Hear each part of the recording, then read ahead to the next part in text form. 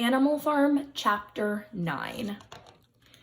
Boxer's split hoof was a long time in healing.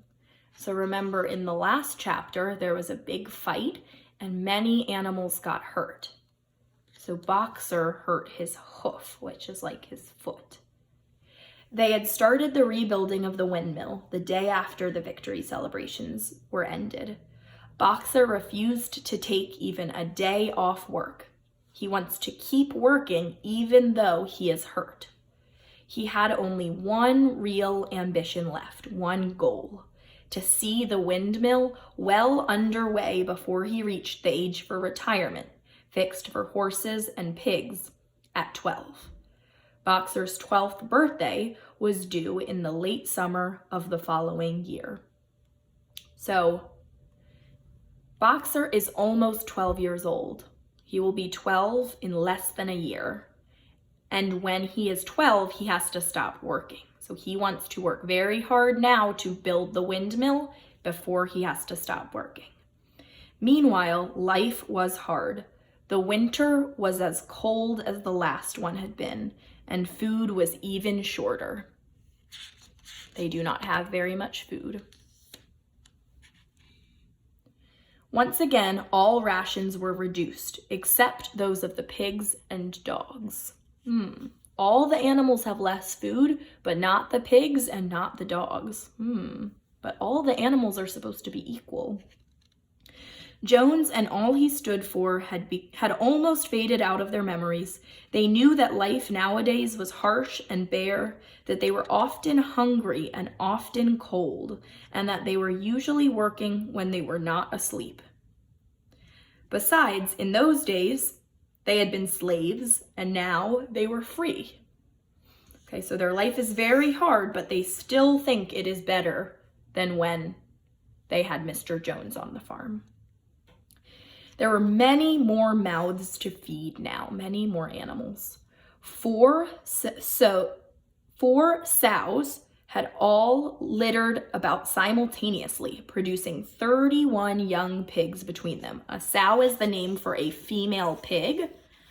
And so there were 4 pigs who had many babies. They had 31 babies. It was possible to guess at their parentage. They were given their instruction by Napoleon himself and were discouraged from playing with the other young animals. So the pigs are being treated differently than other animals. The baby pigs all have to go only with Napoleon. He is only going to teach them. They are special. They are getting special treatment. It was laid down as a rule that when a pig and any other animal met on the path, the other animal must stand aside. So if 2 animals are walking and one is a pig, the other animal has to move out of the way. That does not seem fair. But if there were hardships to be borne, they were partly offset by the fact that life nowadays had a greater dignity. There were more songs, more speeches, more processions. And this duck says, "Long live Comrade Napoleon." They still like him, I guess. The animals enjoyed these celebrations, so that what with the songs and the processions, they were able to forget that their bellies were empty, that they were hungry, at least part of the time. In April, Animal Farm was proclaimed a republic, a country, and it became necessary to elect a president. There was only one candidate, one choice, Napoleon, who was elected unanimously. So everyone agreed that Napoleon should be president. Late one evening in the summer, a sudden rumor ran round the farm. Something happened to Boxer. Boxer has fallen and he can't get up. The rumor was true. "Boxer, how are you?" "It's my lung." "It doesn't matter. I think you will be able to finish the windmill without me. I've been looking forward to my retirement." Uh-oh.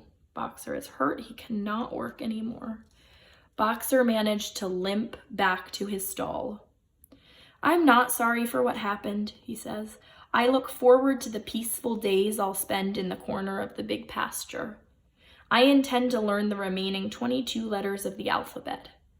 Okay, so he says, it is okay that I cannot work anymore. I will just enjoy my life. I can relax now. Comrade Napoleon learned with the very deepest distress of this misfortune to one of the most loyal workers on the farm, and is already making arrangements to send Boxer to be treated in the hospital at Willingdon. Okay, so this pig says that Napoleon is going to help Boxer. He is going to send him to the hospital. The animals felt a little uneasy at this. They did not like to think of their sick comrade in the hands of human beings, because when he goes to the hospital, he will be with people.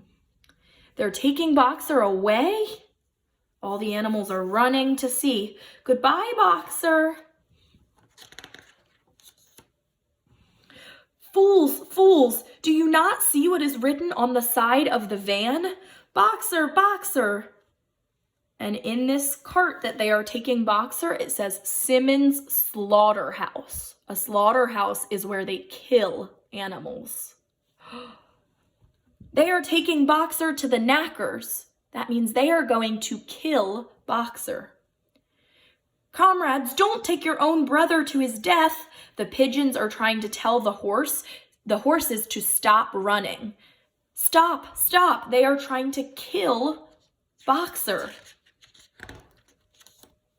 But the stupid horses, too ignorant to realize what was happening, merely set back their ears and quickened their pace. The horses did not listen. They kept running. Too late, someone thought of racing ahead and shutting the 5-barred gate. But in another moment, the van was through it and rapidly disappearing down the road. So they tried to close the gate so that the cart could not go. But they did not do it in time. The cart left with Boxer. The explanation was really very simple. The van had previously been the property of the knacker and had been bought by the veterinary surgeon. Boxer was never seen again. Okay, so someone tells the animals that no, this is not actually a cart to kill animals. This cart is taking him to the vet, to the animal doctor. But they never saw him again. So I wonder if that's true, that he really went to the vet. The end.